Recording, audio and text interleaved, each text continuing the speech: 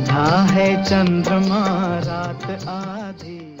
नमस्कार दोस्तों, मैं हूं आपका दोस्त नरेश खन्ना और लीजिए आज फिर पेश है एक और पेशकश शूट वूट लिटरेरी फोरम की तरफ से।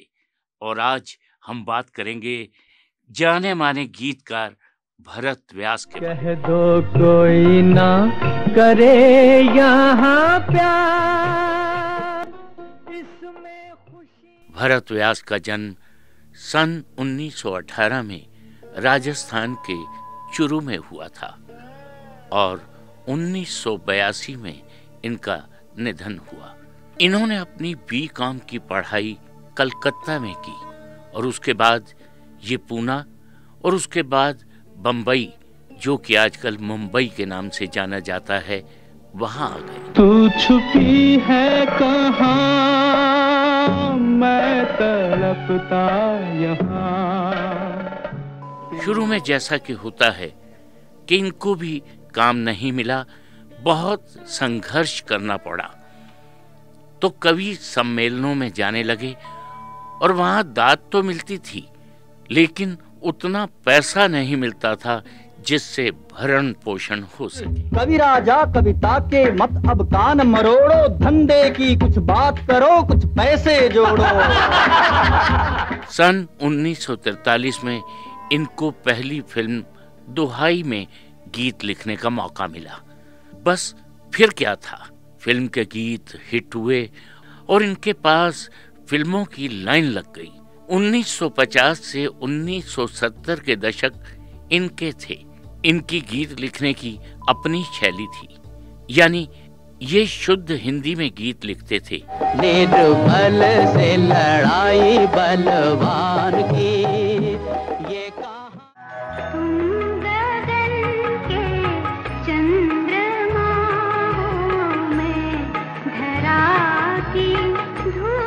इन दिनों गीत और संगीत का फिल्मों में बोलबाला था। बस फिर क्या था, इनकी लेखनी में तो दम था ही और अच्छे संगीतकार मिलते गए। इनके गीत बच्चे बच्चे की जुबान पर आ गए। इन्होंने अपने जीवन काल में 250 यानी कि 175 से भी ज्यादा फिल्मों के गीत लिखे।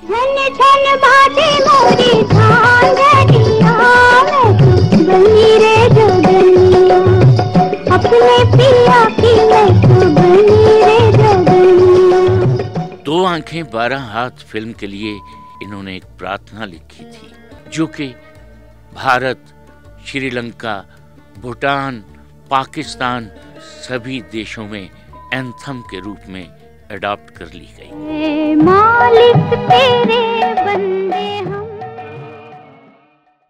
इनकी चर्चित फिल्में थीं गूंज उठी शहनाई, तेरे सुर और मेरे गीत, सारंगा, सारंगा तेरी याद में नैन हुए बेचैन। जन्म जन्म के फेरे, जरा सामने तो आओ चलिए, छुप छुप। रानी रूपमती, आ लौट के आजा मेरे मी।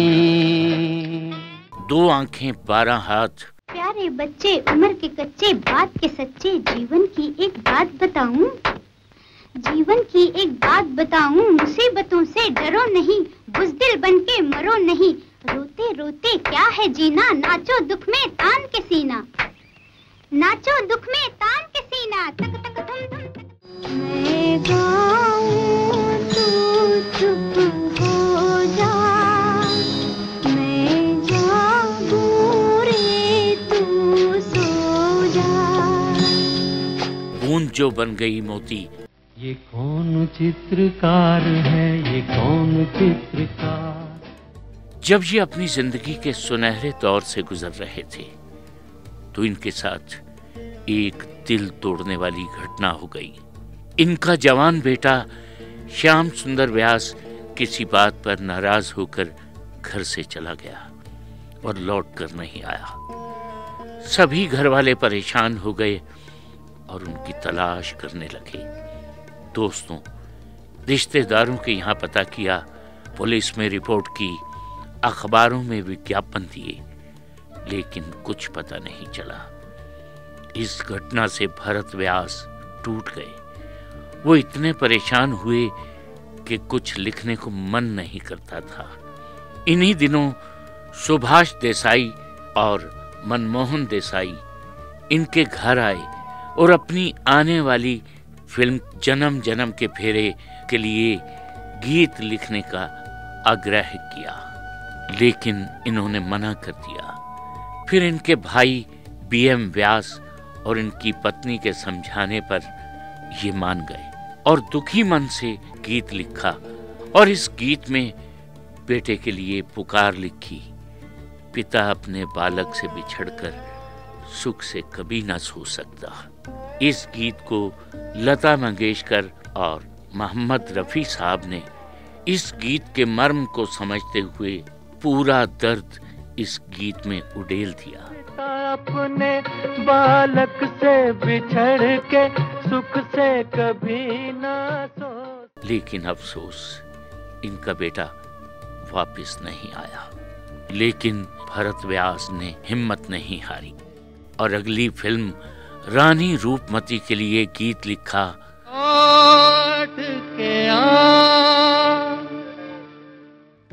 लौट के आजा मेरे मीत, तुझे मेरे गीत बुलाते।